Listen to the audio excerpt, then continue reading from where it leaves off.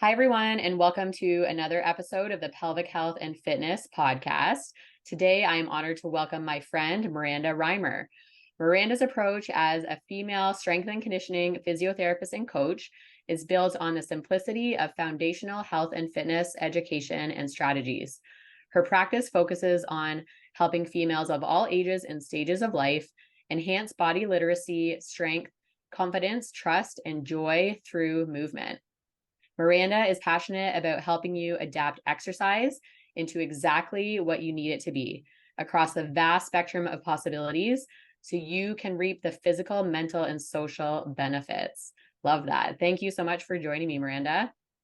Yeah, thanks so much for having me on, Rhonda.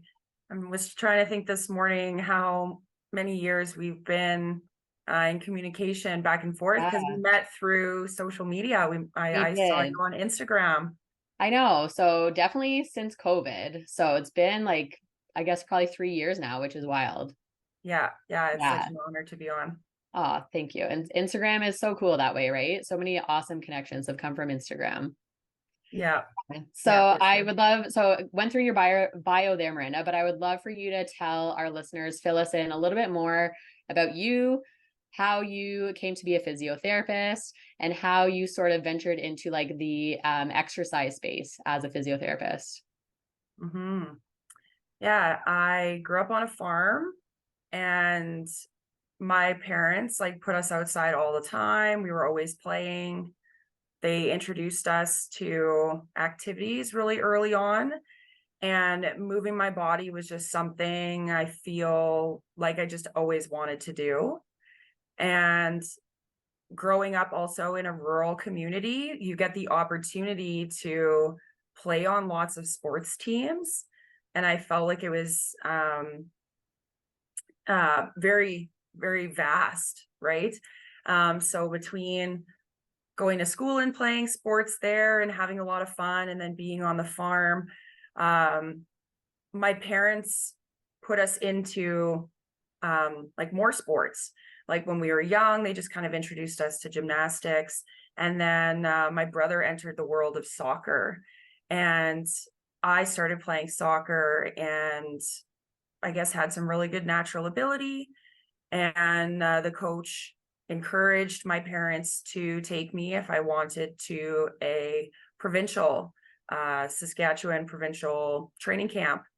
And that kind of kick-started a deep passion and desire in me to want to play for Team Canada. Oh, cool. Yeah, so lots of hours training, not only on the field, but I would go out into the Quonset on our farm and do a lot of ball work and foot skills. Long story short, I was introduced to strength training when I was about 11 or 12. And Oh, so I would go cool. into one of the gyms in the bigger city that was 10 minutes away from the small town and the farm that I grew up on. And I started working out. Nothing like heavy at that point, just like picking up dumbbells, doing some like box jumps, ladder work. And as I continued to want to play higher and higher level soccer, that's when more formal strength and conditioning programs started to come out. And I did not ever make it to a national training camp. I did do some regional training. So when I decided to step away from playing soccer competitively, I really felt this void of what do I do now? Because as an athlete, this, it's like Monday is practice, Yeah. Tuesday I'm in the gym, but I also might practice. Like it's very scheduled and Yeah. routine. So I still played soccer, kind of recreational, competitive, but we didn't have all those scheduled training sessions or practices. So I started going to the gym way more. And once I got into physiotherapy, I found CrossFit. And I got into physiotherapy because my mom was talking with someone and her child was in kinesiology at the time. Okay. And I had no idea what I wanted to do. Yeah. So my mom comes home and she goes, well, I was talking to a lady at work, and kinesiology just sounds like it's all about sports and exercise. Sounds like you. Sounds like, yes. So I was like, hey, this is perfect. And then, yeah, physio just seemed like a natural progression for me. And the physiotherapists that I had been introduced to were very much about integrating strength and conditioning to help me get back to where I needed to be. So I think their approaches to helping me were biased because I maybe was at that higher level. So when I got into kin, I was like, okay, I'm going to be a physio. And then when I got into physio, we came to a CrossFit gym because the professor who was teaching us exercise physiology has a really good working relationship and friendship with my now boss. And Oh, so I cool. now work in the gym that we did some classes and Oh, learned, very cool. yeah, more fundamentals about, well, how do we introduce strength and conditioning into our physiotherapy approach, not just for rehab, but also bridging that gap, helping people Yes. go from 60% recovered all the way up to 100%. Yeah. Ah, amazing. And I think, yeah, you and I have that in common, right? And I think Mm-hmm. it's a growing side of physiotherapy. I always tell my clients there's always different branches of physio. Even when I went into physio school, I had no idea that physios worked in like cardiac units of hospitals, like that was brand new to me. So I think that sort of like performance, they call it like performance-based physiotherapy is growing, right? But yeah, you and I are biased, but I think it's the best side of physio. Yeah. Yeah, Yeah. There's so many aspects to what physio can be, right? yeah, And you're really exploring that. I feel like I really am. And I think it's a profession that really allows us, if we get into the environment, to, become the practitioners and really have our philosophy integrated in with how we support people. Yeah. totally. Yeah. And when you became a physiotherapist, did you always have an interest in pelvic health and the women's health world? Yeah. So I've always been curious about my own body. I never knew who to ask or like really talk about it. Like my mom kind of introduced me into like understanding like my period. Didn't get a lot of like sexual health information. And so whenever these types of things would come up in conversation, I always listened. I was always curious. I never shied away from it. And when I was getting into physio, I got in a little bit later, because I went through all of my kin, and then I didn't get into physio my first try. Okay. So all my friends, when I was coming into physio school, were, just maybe getting pregnant. One of my really good friends' sister just had a baby. And then actually one of my older friends, who at the time was about 65, they started talking about pelvic health things that were really influencing their lives. Interesting. And both of those women, my friend's sister who returned to exercise, with, very minimal guidance, which ended up, not serving her because she's very much all or nothing, kind of that, more ego driven kind of side of athlete brain that I know Yeah. you've been on the podcast and talked about before. And then movement was also really important to my older friend. And she actually had a pelvic surgery to support her bladder. And she got really sick and she almost died. Oh my And she goodness. found physio later. So they started sharing these things, and both of them ended up finding physiotherapists who helped them. Cool. And I was like, oh my gosh, I'm going into physio in like months. It kind of all happened in the summer right before I Yeah. started. And so that would have been about 2015. Okay.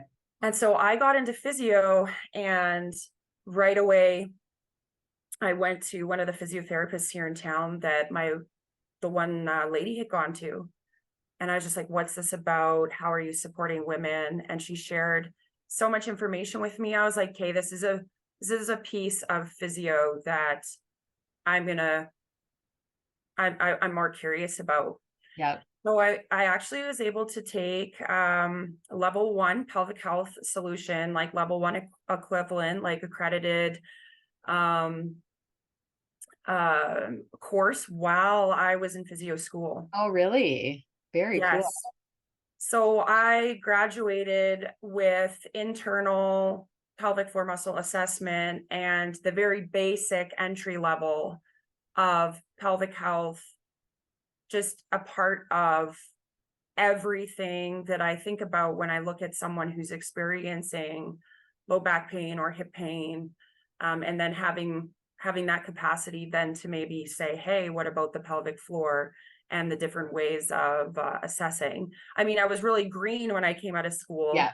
I've since learned, the external and advanced on that, but it all it all just kind of happened personally and just fit into the Yeah. profession that I was coming into. And the thing that drove me, I think, the most was hearing that they were having troubles being physically active. Yeah. It was preventing them from doing what they Yeah. love to do. Yeah. And at that time, I still, despite being post probably 4 years of the pinnacle, the height of my competitive soccer Yeah. career, I still was very much in this like mindset and grew from that of just like how I move my body and what my body does for me is my identity. Like Yeah. is the center. And I'm like, well, if I'm going to have issues because I've just had a kid and I can't exercise, like maybe I don't want to have kids. Like, Yeah, that's valid to go. yeah. Yeah. So, but I turned that fear very quickly, or that like, oh, into like Yeah. a, okay, we can probably have the best of both worlds. Yeah. Fast forward, I come out of school and I meet all of these amazing people, yourself included, saying, yes, you can do this. Yeah. Yeah. So cool. Let's dive into that a little bit, Miranda. So, yeah, you come from a competitive soccer background. I come from competitive Mhm. gymnastics background. So, you and I have that in common that, yeah, it was sort of ingrained into us from a young age that it's like go hard, or when you're not in competition or playing season, then you're resting or you're doing not a whole lot, right? And so, I'd love for you to talk about athlete brain. So, yeah, we have talked about on the podcast before. What do you think athlete brain is, and how would you describe that to people? Mhm. Yeah, I think a lot of what I would consider athlete brain, I've known about myself for a long time. And then Brianna Battles and other individuals just like kind of creating like terms for it, Yeah, right? Like kind of creating, it's like like a new phrase. language for it. Yeah. Yeah, Yeah, exactly. So I I really think that had I been given the opportunity and had the conversations sooner in my like athletic endeavors as like a young female, I would have not sat so on one end of that spectrum of yeah, just like it has to be like you just have to go, right? yep. And when you say, you have your competitive season and your rest season, I never had a rest season, No, right? yeah. I guess I never really did either. Now that I think Like about I it, I don't know mean, if that's actually a maybe thing. like maybe it was like a day. It would be like we'd be done a competition, and I'd be Yeah. like so strict with my training and my eating. And then I'd have like a cheat day or something, right? Even Yeah. as a kid, I remember that, like binging on foods that I wasn't allowed to eat before I was competing. Yeah. Mhm. So very Yeah. all or nothing with food and exercise from a really young age. Yeah. Yeah. Yeah. So it's just like the only way to get there is to go and to push. And I was very fortunate. I don't know why I never have had a significant injury. You know, I've never had any significant ankle or knee. Knock on wood. Yeah, like when I was competitive. When you were competitive, I didn't have, I don't think, you know, that athlete brain that some people experience where, you know, they're really struggling with, you know, persistent injuries and pain, and they're just like pushing through from that perspective. I really think, you know, as an athlete, I think that athlete brain develops because of the environment that you choose to put yourself in. Because something that my parents always said to me that was ingrained in me is, you're doing this for yourself, Myranda. And I think they always said that because they didn't want to feel like they were pushing me. Yeah. So I would put myself into these environments, and I think there was just like a lack of understanding to really explain to athletes that, you know, if you're pushing yourself this hard, you need to be recovering as hard. Like for me, that's like a phrase and a term that is just a couple years like in my consciousness of understanding. That wasn't anything that came up. So I don't think I had any like unnatural responses, and that athlete brain was a pure product of the environment I was in. Right. So I don't view that for me, because I don't really feel like I had a lot of negatives come out of that. Yeah. I actually didn't struggle with all or nothing kind of, and like binge eating and, you know, some disordered eating until actually after I finished my competitive stint, because I lost that identity of what was I working towards. Which I think that's common too, because you also lose like a sense of control, right? You had a certain sense of control over your schedule, over your days. And I've heard that's super common, that people then become restrictive in other ways after they're done sport. Yeah. I mean, I think, you know, athlete brain is something that's good. Like we can leverage it for the better. And then it is something that can come up that maybe pulls us maybe more to the other side, that's maybe a bit more negative. And it's really about finding that balance. And, you know, we talk a little bit about when you're striving really intensely for a very athletic goal, to make the Olympics, to make a women's national soccer team, like that athlete brain might actually have to take you into a little bit more of that like unhealthy, you know, to push through and to go through some of that discomfort. But then again, that's context. That's for a season.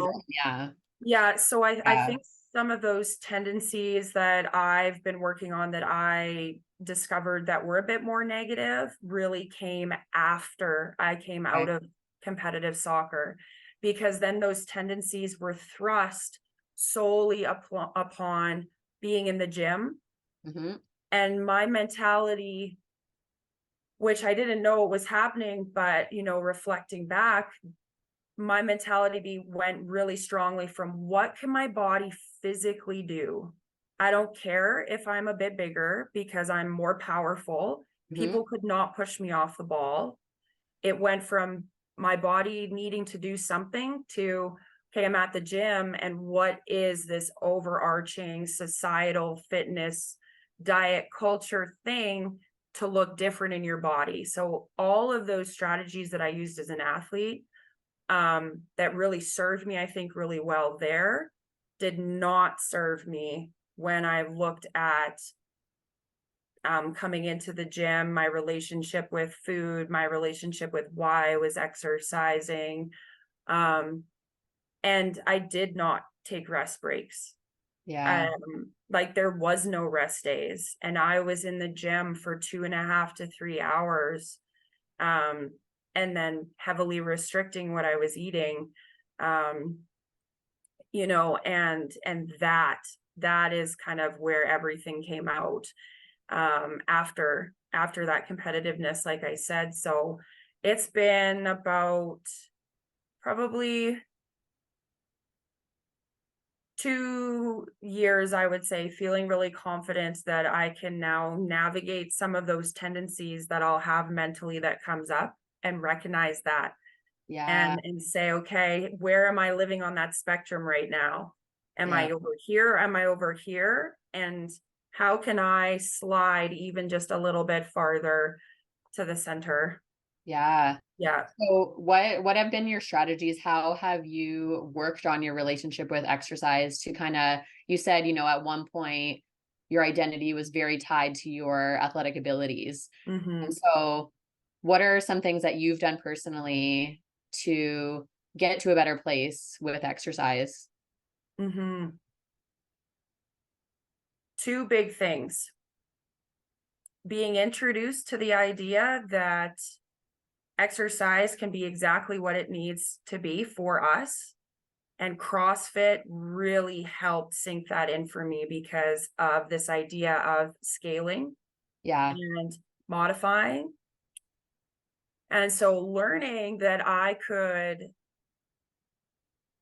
really manipulate exercise for what I needed in that day or in that phase, whether it was weeks or months, that I think has allowed me to keep movement in my life and have it be still so positive. And that introduction then to that idea, it's kept me in this community that I feel is a really healthy place for me to, pop on my social media and see you sharing truths and relatable information that I resonate with, taking Brianna Battle's courses and being a part of her community, coaching myself. If, sometimes I really feel like I coach and I do what I do to help remind myself Yeah, it's about true. those things. Yeah. Um, Man, like I could just talk about this for so long, but I think because of the experience and how much experience I have had with strength and conditioning for like 20 years of my life. Yeah. If I started when I was like 11, 12, I'm 31 now. I think that experience really helped me figure out really quickly how I could start to, well, I only had 15 minutes. So what workout am I going to do? Because Right. I've, programmed my own workouts for a number of years. And then starting to coach CrossFit, you learn kind of how to adapt and modify workouts that way. Um, so I think really understanding how vast exercise can be for us Yeah. is probably a big thing that has really helped. Um, and staying connected to a community that you're just always plugged into this idea and that this can be your reality. Yeah. Yeah. Yeah. I think, yeah, with that, I always talk to clients about like curating your social media feed as well, right? Because Mhm. we can easily, you probably live in a fishbowl similar to me now, where I only follow accounts that spread positive messages that, I also talk about. But it can, happen where people find still very toxic accounts, in regards to you have to look a certain way, exercise, no pain, no gain, like all of those still Mhm. toxic messages are still out there. And I think I sometimes forget that because, I live in a fishbowl.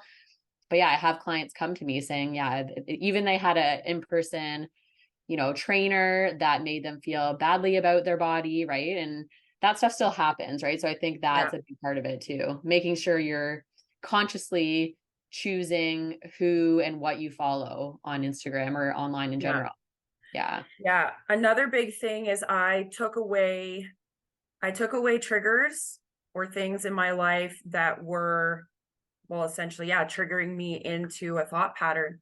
I didn't have a full length mirror for about 3 years Yeah. because I realized that looking at myself in the mirror when I was getting dressed was causing me problems.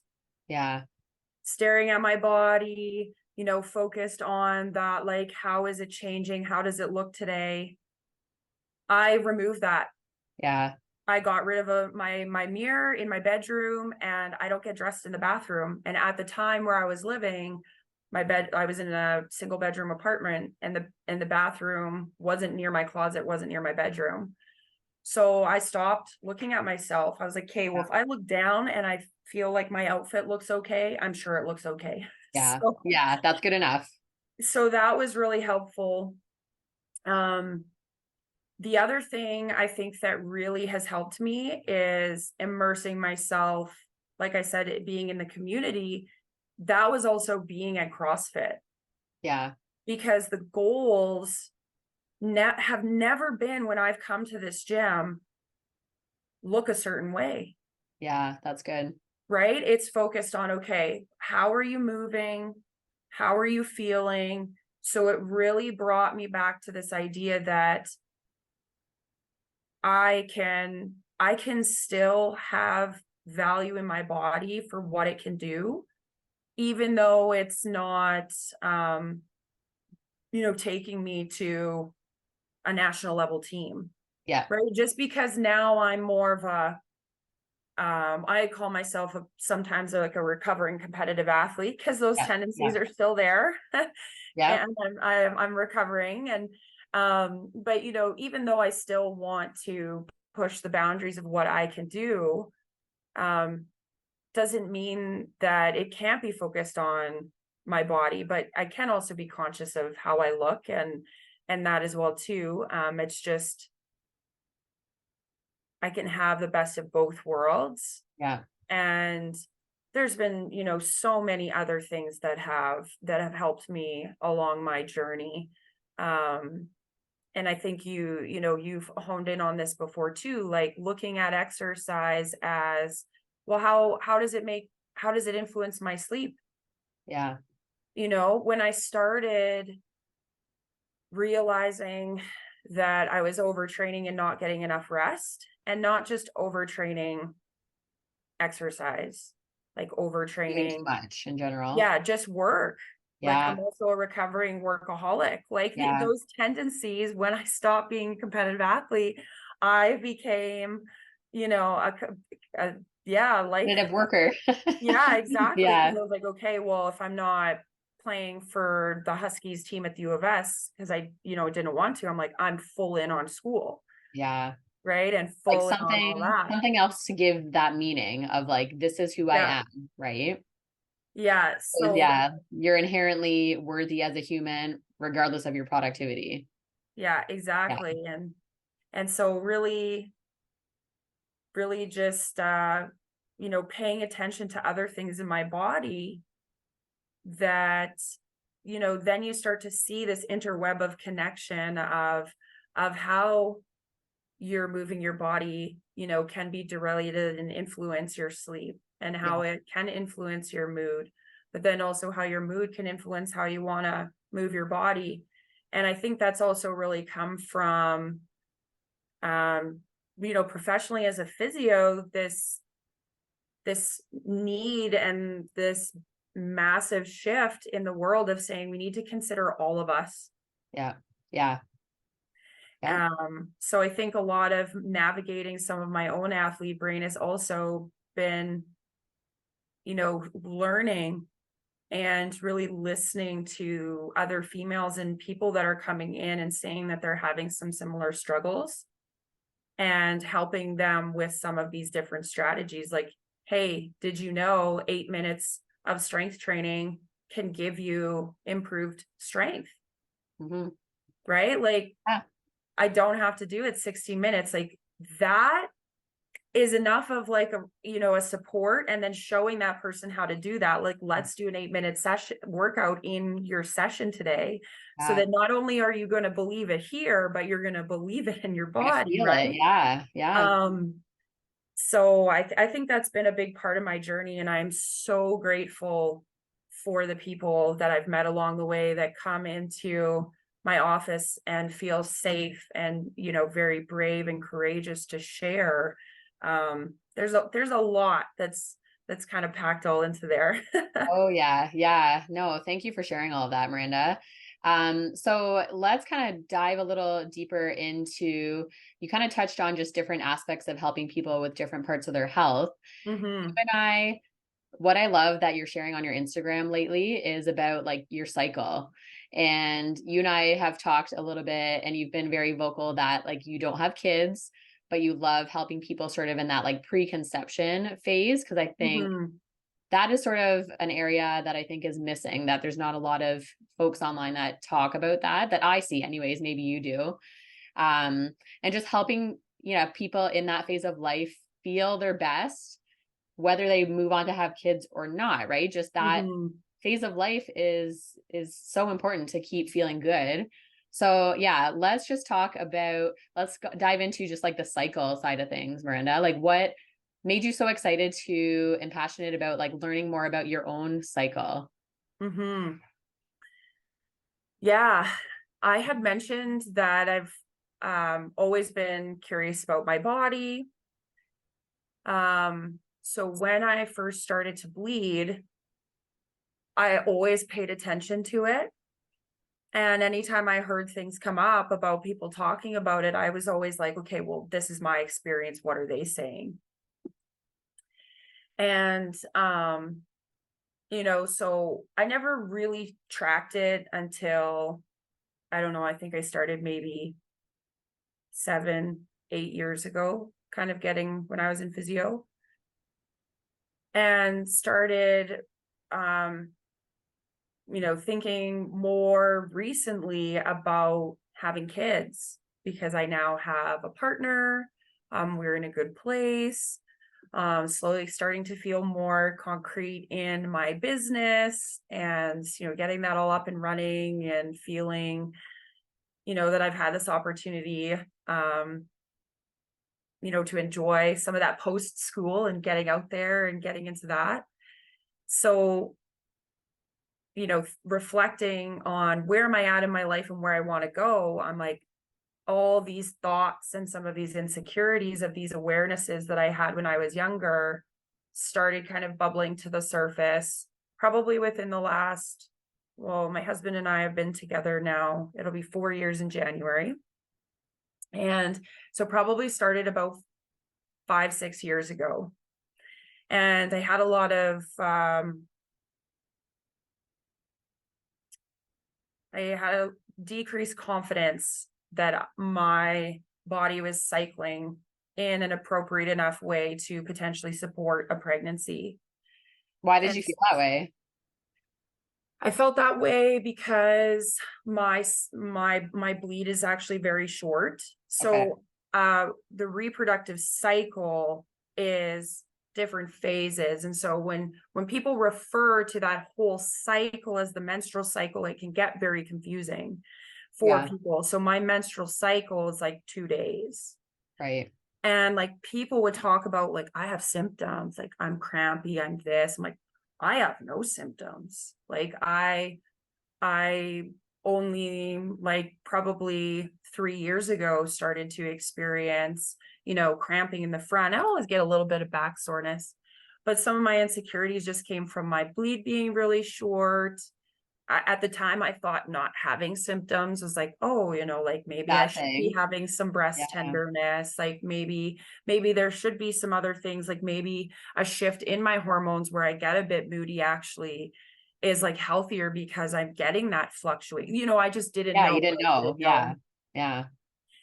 And I think some of that was also, some of those fears were also linked in with this void of understanding my own pelvic and sexual health and Yeah. reproductive health, that I took care of understanding that sooner, like because I learned that in physio schools about, well, it's been about 7 years ago now. So confidence in my cycle and my body grew from understanding just like my own anatomy. Yeah. Um, so and since being with my partner, I was like, okay, well, I'm really curious, like, how am I cycling? So I started tracking more consistently. My husband and I decided I would get an IUD. And because at that time that I had gotten it about 3 years ago, I didn't really understand all of the other things that I knew now. It ended up leading me to have symptoms. So I Oh, started okay. becoming symptomatic, got it removed. And that's when I really started diving in about 2 years ago to understanding the connection of those female cycling hormones with so many aspects Yeah. of our entire body, right? And how that's integrated in with, a natural fluctuation that we want to see in cortisol and melatonin in our bodies. And how blood sugars influence our reproductive hormone cycles. So this all or nothing, go, go, go, me skipping meals, not getting rest, I was like, oh my gosh, how is that influencing my menstrual cycle? And then I Yeah. learned the importance of, okay, we're not going to just track your bleed. We want to actually look and see, are you ovulating? Yeah. Because if you're ovulating, that lets us know that is, hey, you're closer to having that more optimal, more healthy. So I've been consistently charting using the Justice method. I worked with a woman out of Edmonton virtually. We have one more session left. I'm so sad. Chloe has really helped me track my cycle and go from day one of bleeding all the way through, and looking at, call it like thermosymptoms. So tracking my temperature with a glass thermometer and my pity every morning. I love hitting the snooze button. So now my alarm goes off, put in the thermometer, hit the snooze. There's lots of ways if you're like, oh my gosh, I'm postpartum, I want to take my temp. How do I do that? There's different ways. Or if you're like, I don't snooze, how can I do that? There's so many options. Yeah. But yeah, consistently tracking temperature, tracking cervical mucus. And then you can also look at your cervical position and, tracking those things. I've come to recognize when we've looked at my charts that I probably am ovulating, and that based on my cycle and the lengths of everything, that this is the cycle that I am meant to have. Yeah. So yeah, when you said before, you had just light bleeding compared to maybe friends or who else you talk to, now do you Yeah. have confidence that is your Mhm. body's normal? Now you feel Yeah. confident about that? Yeah. That's cool. And I know that I'm still learning to get better at nourishing my body and creating that space so I can, meal plan just so that I know, okay, today actually you said that you were going to go pick up a sandwich or a salad from the store. Sure. Yeah. Or today actually you were going to go to Subway. And then, or creating space for meal prepping, Yeah. because knowing those connections of me not getting enough food, knowing that that's influencing my cycle, and then maybe also influencing how I'm feeling in my pelvic health, Yeah. right? Like Yeah. today, this cycle I'm feeling a bit more pressure, heaviness, or this cycle I'm feeling more sensitive. Oh, I had a ton of sugar like a week ago because it was my friend's birthday party. That's okay. I can move through this. But then I also don't have to push myself and do those double unders or box Yeah. jumps. Like step ups are okay instead of skipping, I'll ride the bike, Yeah. so then there's this whole intertwine of, Yes. of why I also wanted to look at my cycle, because I was having symptoms, I think, that were connected to my cycle and how I was exercising, because with the IUD, I didn't have a bleed. So I stopped tracking Right. Right. for about a year and a half. So fascinating. And Yeah.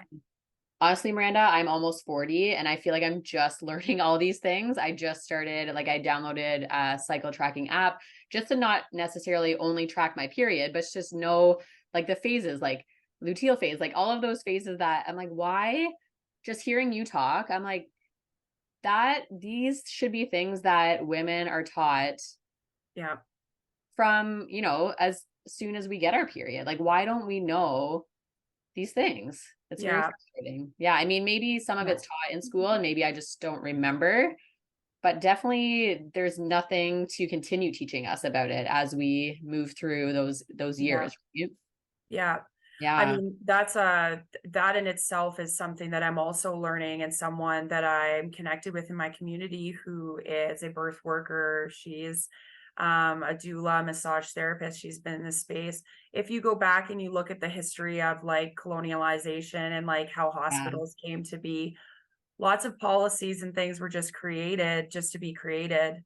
And, maybe we're not in those community situations anymore where we are in this group of women all the time, and where we're getting that opportunity, right? There is a lot of, we're very isolated in situations. And so, I mean, we won't get into that, but, we are at this point where this is changing, right? If you're wanting this information for yourself, for your girls, even if you've got boys, there are people that their passion is solely like, how do we, teach younger people about their bodies in a way that, doesn't create any shame Yeah. and, encourages us to learn. And that same space for us at Yeah. whatever age we are, right?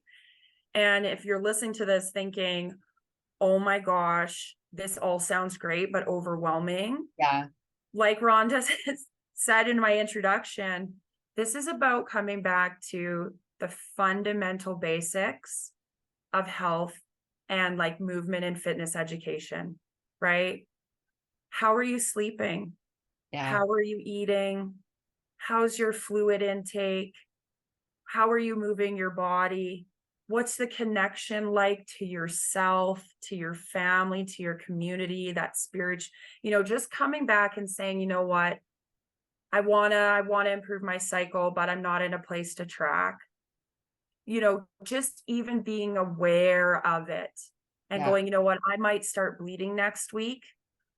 I'm not going to schedule 3 appointments next week. I'm going to Yeah. schedule 1, and I'm going to try and space the other ones out, Yeah. so we can get super complicated with all this. And I think that's something that I love to do and remind myself is when I start feeling that all or nothing, it's because there's so much going on, right? This, Yeah.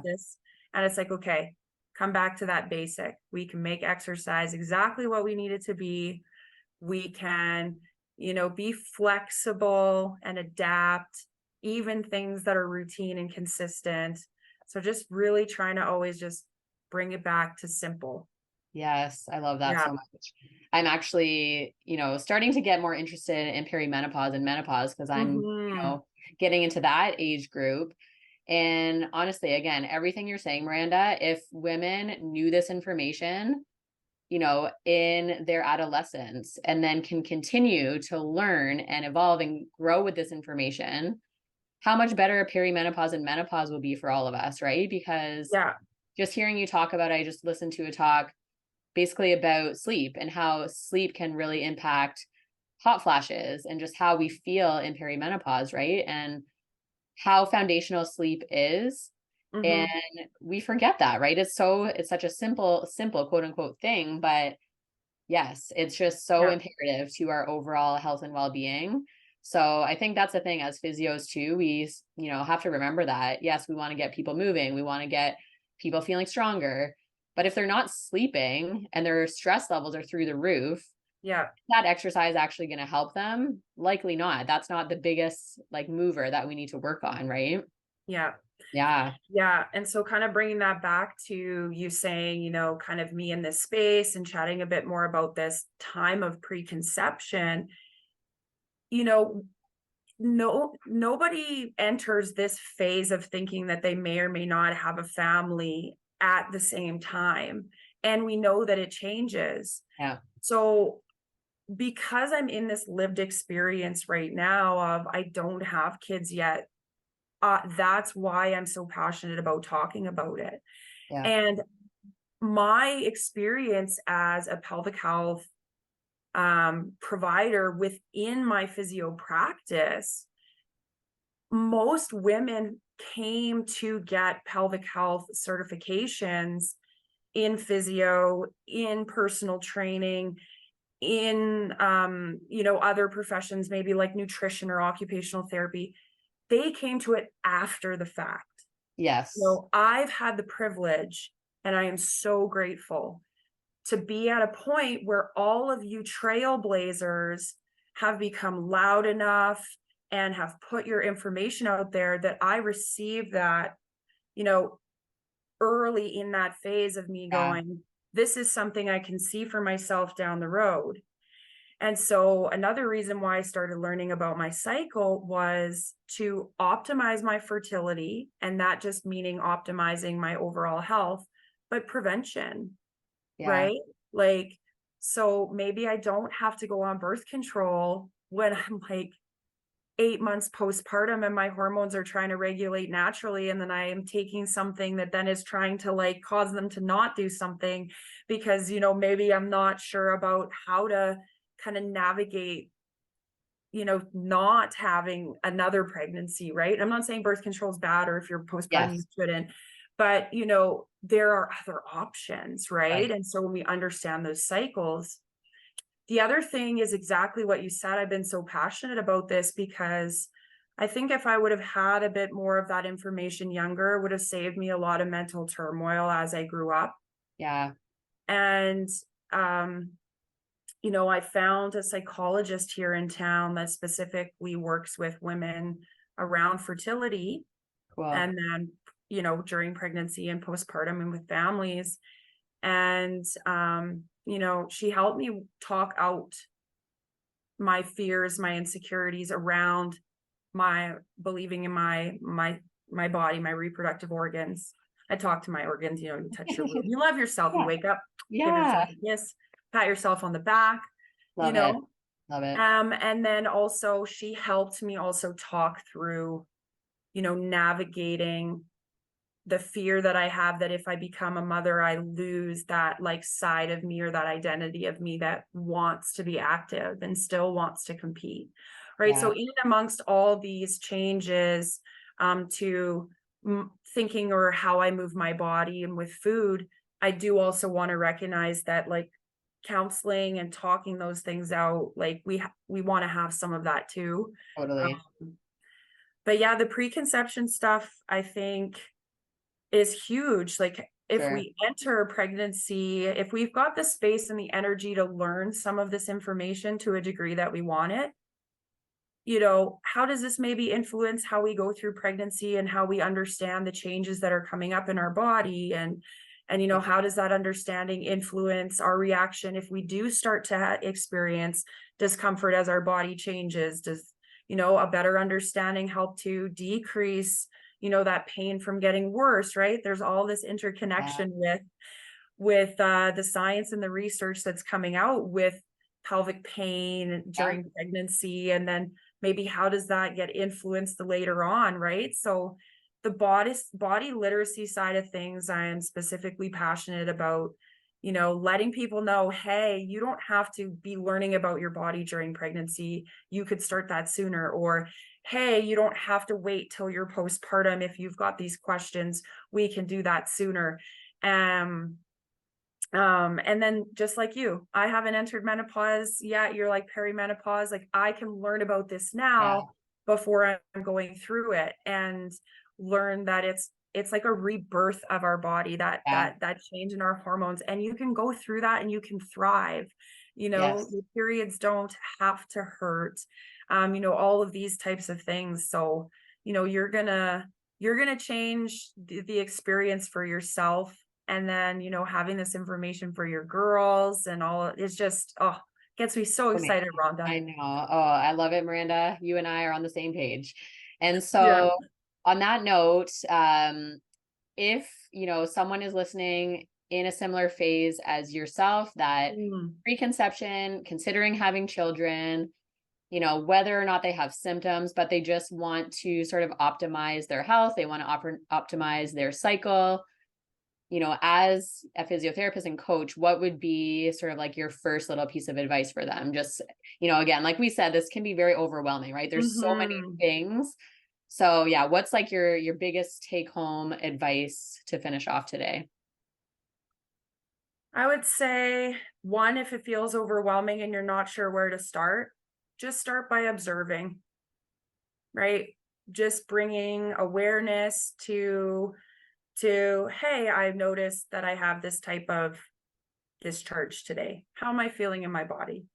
No, I did this workout and I'm gonna start bleeding in 2 days. Like just observing, okay, how am I feeling? And you might start to notice patterns.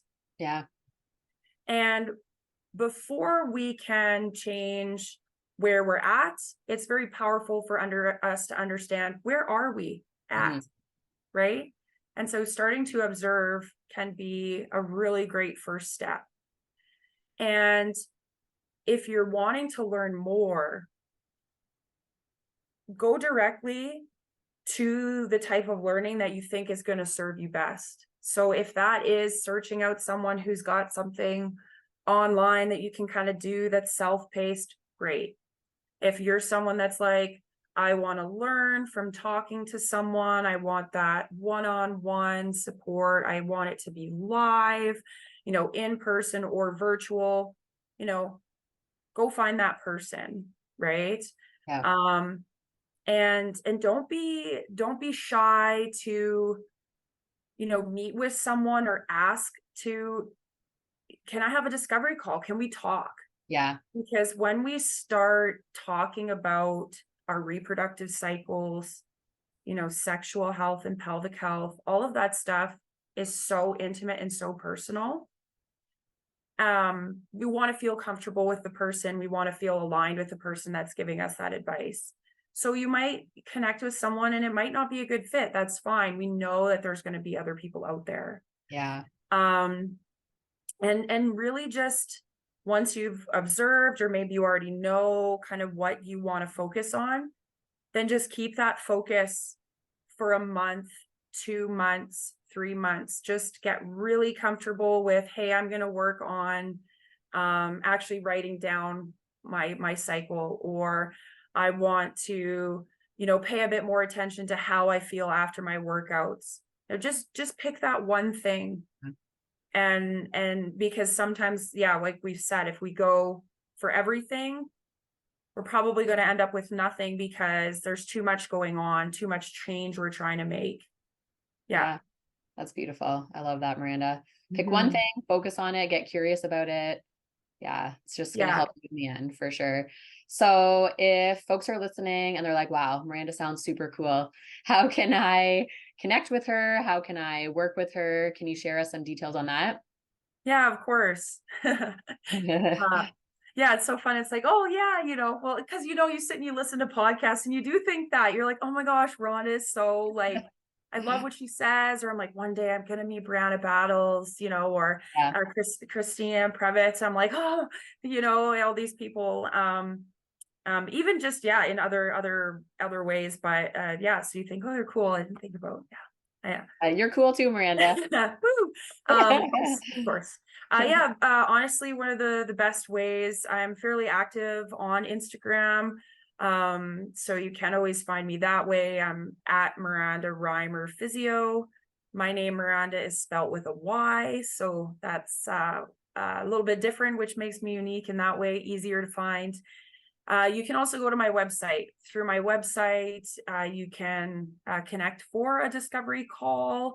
It's free, no obligation, and you can find lots of other information there at www.myrandareimer.com. Amazing. Awesome. And I'll put all of that in the show notes so people can click to find you. Thank you so much, Myranda. You're wonderful. That was such a great conversation. Thanks, Rhonda.